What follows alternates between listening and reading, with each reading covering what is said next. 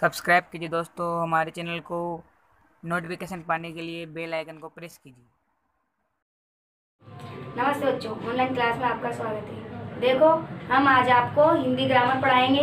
Hindi grammar में हमने आपको संज्ञा पढ़ा दी, तो अब आज हम आपको सर्वनाम पढ़ाते हैं। तो देखिए, आप सबसे पहले तो देखिए सर्वनाम की परिभाषा, सर्वनाम किसे कहते हैं। फिर उसके बाद पढ़ेंगे हम सर्वनाम के कितने भेद होते हैं। तो देखिए, आप पहले सर्वनाम की परिभाषा, तो हम इसको लिखते हैं कि संज्ञा के स्थान पर प्रयुक्त होने वाले शब्दों को संज्ञा के स्थान पर प्रयुक्त होने वाले शब्दों को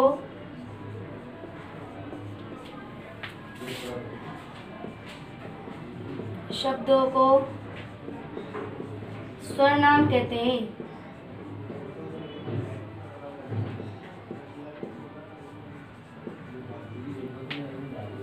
ठीक है, जैसे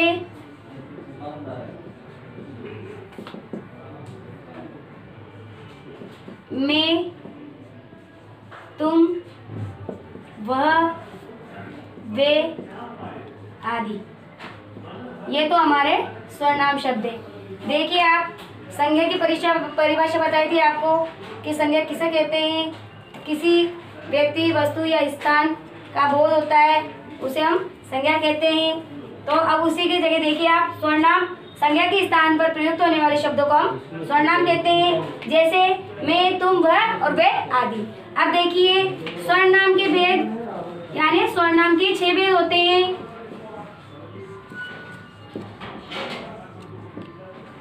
सर्वनाम के 6 भेद होते हैं। पहला है पुरुषवाचक सर्वनाम।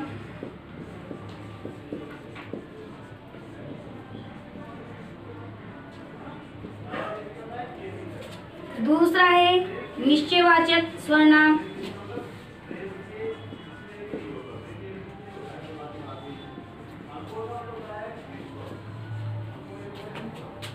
तीसरा है अनिश्चयवाचक सर्वनाम।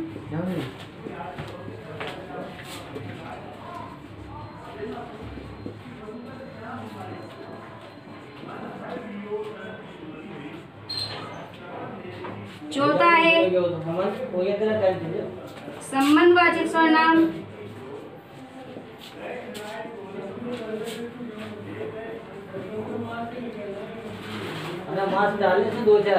पांचवा है निजवाचक सर्वनाम।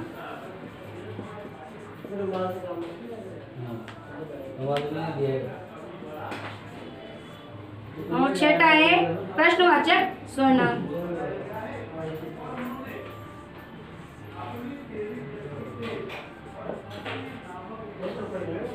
ये सर्वनाम के 6 भेद होते हैं, आप इनको नोट कीजिए। देखो, अब हम उसके भेद पढ़ते हैं सर्वनाम के। सबसे पहला है आपका पुरुषवाचक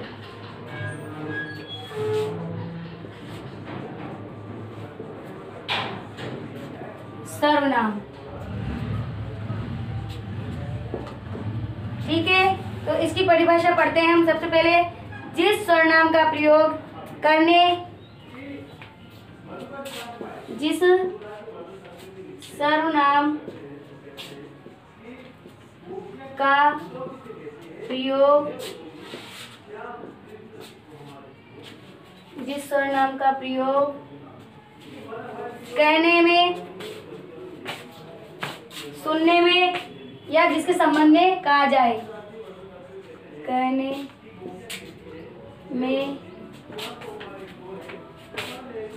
सुनने में या जिसके संबंध में कहा जाए।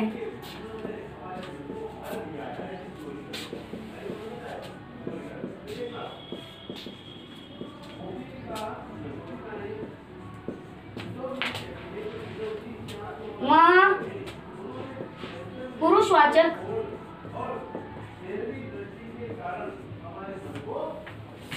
सर्वनाम होता है।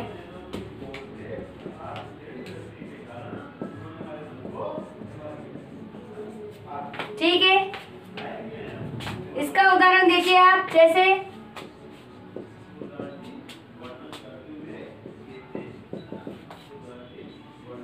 मैं,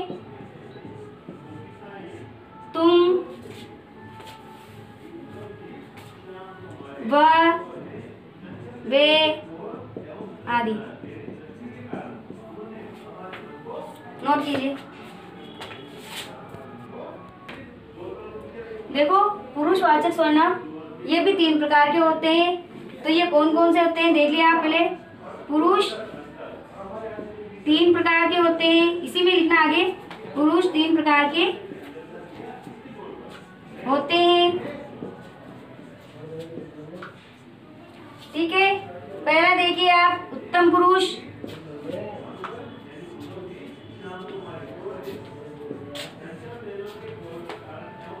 दूसरा है आपका मध्यम पुरुष।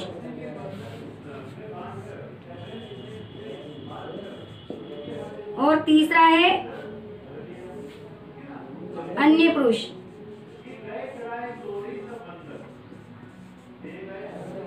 ठीक है, अब देखें आप, उत्तम पुरुष में आता है मैं और हम। ठीक है, मध्यम पुरुष में आता है मैं, तू या तुम। और अन्य पुरुष में आता है वह, वे आदि।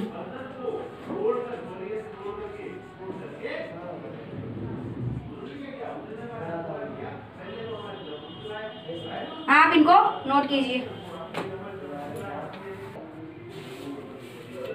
दूसरा है आपका निश्चयवाचक।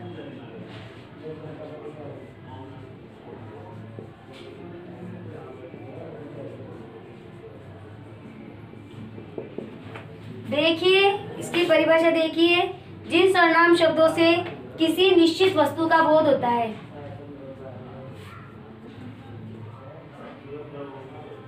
जिन सर्वनाम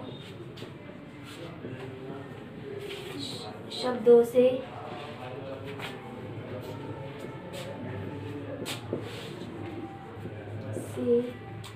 किसी निश्चित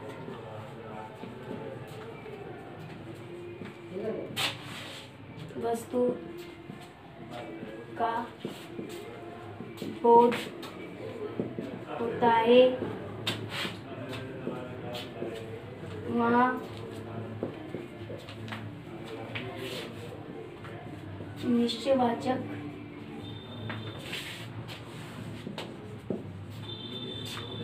सर्वनाम होता है।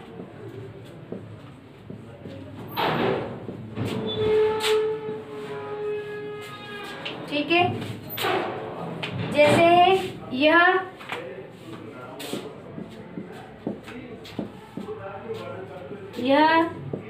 वे आदि।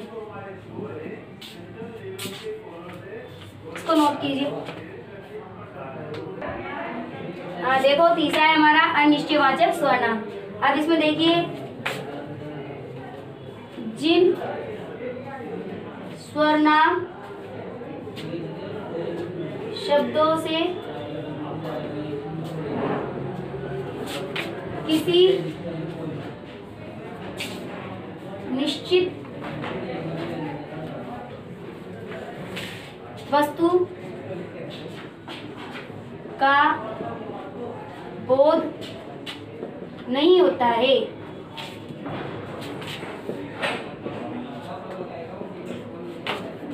वहाँ अनिश्चित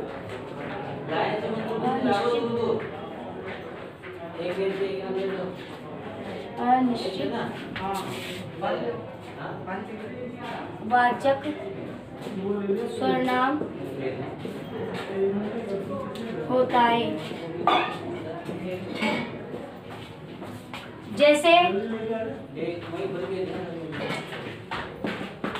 कोई या कुछ आदि। इसके बाद है आपका चौथा संबंधवाचक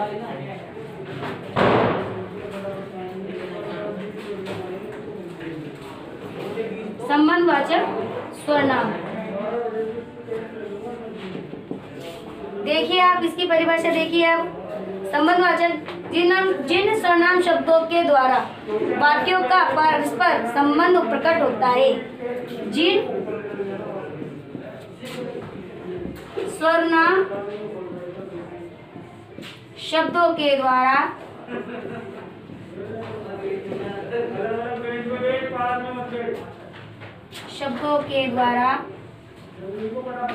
परस्पर संबंध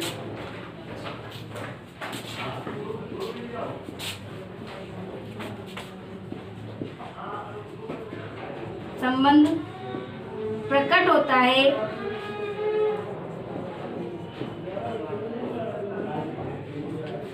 वहाँ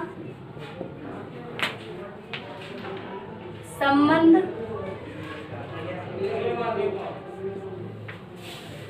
वाचक सर्वनाम